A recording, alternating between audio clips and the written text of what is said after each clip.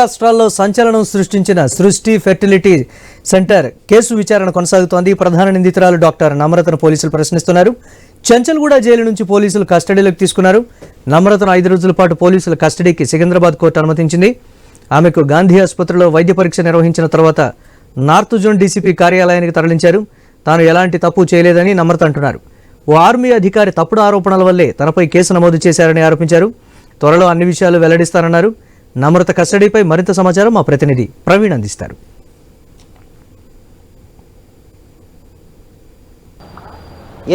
సికింద్రాబాద్ సృష్టి centre main కారకురాలైనటువంటి doctor నమ్రతను గత వారం రోజుల క్రితమే గోపాలపురం పోలీసులు అయితే అదుపులోకి తీసుకున్నారు. ఆమెతో పాటు మొత్తం 8 మందిని కూడా అదుపులోకి తీసుకున్నారు. అదుపులోకి తీసుకున్న తర్వాత అయితే జడ్జి ముందు ప్రవేశపెట్టిన తర్వాత 14 రోజుల రిమాండ్ విధించారు. రిమాండ్ విధించిన తర్వాత చెంచల్గూడ జైలుకు వెళ్ళినటువంటి నమ్రతను మరింత విచారణ చేయాల్సి ఉండగా అయితే ఏదైతే గోపాలపురం పోలీసులు అయితే కస్టడీల విచారణకు కోరారు. ఈ నేపథ్యంలో 5 రోజుల పాటు కస్టడీ విచారణకు ఆదేశిస్తూ ఏదైతే సికింద్రాబాద్ కోర్టు ఉందో ఆదేశాలు జారీ చేసింది. ఈరోజు నమ్రతను పోలీసులు మొదటి రోజు ఈరోజు కస్టడీ విచారణకు తీసుకున్నారు. తీసుకున్న క్రమం లోపల అయితే చెంచల్గూడ జైలు నుండి ఆమెను తీసుకొచ్చే క్రమం లోపల గాంధీ ఆసుపత్రికి వెళ్ళేసి అక్కడ ఆమెకు వైద్య పరీక్షలు నిర్వహించారు. వైద్య పరీక్షలు నిర్వహించిన అనంతరం ఏదైతే డీసీపీ కార్యాలయం ఉంటుందో డీసీపీ కార్యాలయం నార్త్ జోన్ డీసీపీ కార్యాలయానికి ఈరోజు అయితే డాక్టర్ నమ్రతను తీసుకుని వచ్చారు. తీసుకుని వచ్చేసి ఇక్కడ మొత్తం టోటల్గా కూడా ఆమెను ఈరోజు మొదటి రోజు విచారణ చేస్తున్నారు. విచారణ చేస్తున్న నేపథ్యంలో ఈ సృష్టికి సంబంధించినటువంటి ఏదైతే టెస్ట్ ట్యూబ్ బేబీ కానీ ఇటు సరోగసి పేరుతోనే ఏదైతే ఇతర రాష్ట్రాల నుండి వచ్చే వారిని మోసం చేస్తున్నట్టుగా దంపతులు పోలీస్ స్టేషన్లో వచ్చి కంప్లైంట్ చేయడం జరిగింది. అయితే ఆ డిఎన్ఏ పరీక్షలు చేయగా వారికి సంబంధించిన ఏదైతే డిఎన్ఏ మ్యాచ్ కాకపోవడంతోనే ఆ బంధువులు అవకయ్యారు. వాళ్ళ దగ్గర నుండి మొత్తం టోల్గా 40 లక్షలు కూడా తీసుకున్నట్టుగా కూడా అయితే ఆరోపణలు ఉన్న నేపథ్యంలో పోలీసులను ఆశ్రయించడం జరిగింది. ఏదైతే గోపాలపురం పోలీస్ స్టేషన్లో వీళ్ళు కేసు నమోదు చేశారు. నమోదు చేసిన తర్వాత గోపాలపురం పోలీసులు అయితే నమ్రతను అదుపులోకి తీసుకోవడానికి విజయవాడలో వెళ్ళేసి నమ్రతను అదుపులోకి తీసుకున్నారు. డాక్టర్ నమ్రతను తీసుకున్న తర్వాత నమ్రతతో పాటు ఏదైతే సృష్టి సెంటర్ ఉంటుందో సృష్టి సెంటర్ సికింద్రాబాద్లో ఉండేటువంటి సృష్టి సెంటర్లో ఏటుగా ఉండేటటువంటి ఎవరైతే వీళ్ళ కుమారుడు జయంత్ ఉన్నాడో వీళ్ళ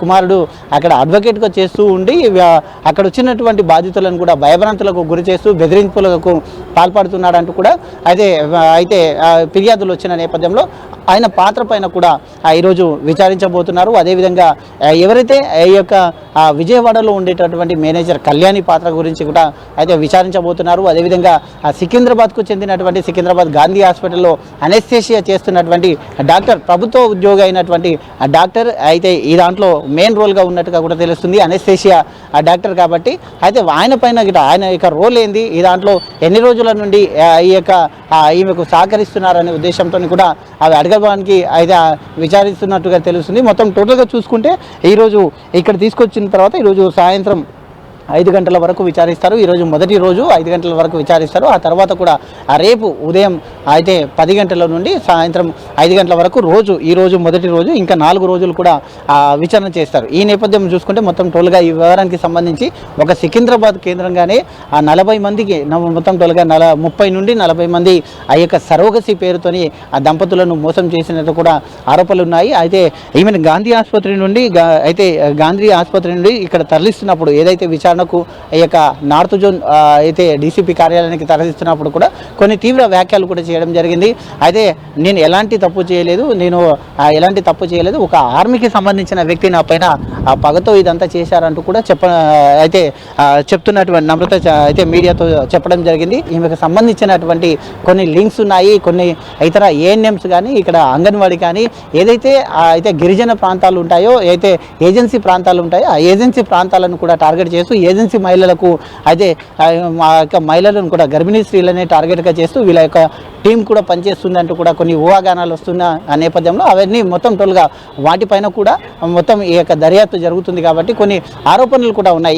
ఈమె పైన కొన్ని ఆరోపణలు ఉన్న నేపథ్యంలో భారీ ఎత్తున ఒక్కొక్కరి దగ్గర దంపతుల దగ్గర 40 నుండి 50 లక్షలు వసూలు చేస్తుందంటూ ఆరోపణలు ఉన్న నేపథ్యంలో వాటికి సంబంధించిన అన్ని డీటెయిల్స్ పైన కూడా పూర్తిగా 5 రోజుల విచారణలో మొత్తం టోల్గా ఇంకా నమ్రతకు ఉన్నటువంటి లింకులు కానీ ఇతర రాష్ట్రాలకు ఉన్నటువంటి లింకులు కానీ నమ్రతకు సహకరించిన వాళ్ళు కానీ నమ్రతకు ఉన్నటువంటి బ్రాంచ్లు కానీ హైదరాబాద్లో ఉన్నటువంటి బ్రాంచ్లు కానీ ఇతర రాష్ట్రాల్లో ఉన్నటువంటి బ్రాంచ్లకు కానీ ఎలాంటి సంబంధాలు ఉన్నాయి, ఎంతమంది బాధితులు ఉన్నారు, అయితే బాధితులను కూడా ఎవరైతే ఈమె బారిన ఉన్నటువంటి బాధితులు ఎంతమంది ఉన్నారనే కోణం లోపల కూడా పోలీసులు ఇప్పటికే కాంటాక్ట్ కూడా చేస్తున్నారు. కాబట్టి ఈ యొక్క విషయం తెలిసిన తర్వాత నమ్రత ఏదైతే ఇక రాజస్థాన్కు చెందినటువంటి ఈ యొక్క ఉదంతం బయటకు వచ్చిన తర్వాత అయితే ఇతర రాష్ట్రాలపైన ఈమె ఉన్నటువంటి ఎలాంటి లింకులు ఉన్నాయనే కోణం లోపల కూడా దర్యాప్తు చేస్తున్నారు. కాబట్టి అయితే ఈరోజు విచారణలో అయితే కీలకంగా మారబోతుంది. కస్టడీలు విచారణకు తీసుకున్నారు కాబట్టి అయితే ఎలాంటి ఈ దానికి సంబంధించిన మెయిన్ లింక్స్ అయితే మొత్తం టోల్గా దీనికి సంబంధించి సృష్టి కేంద్రము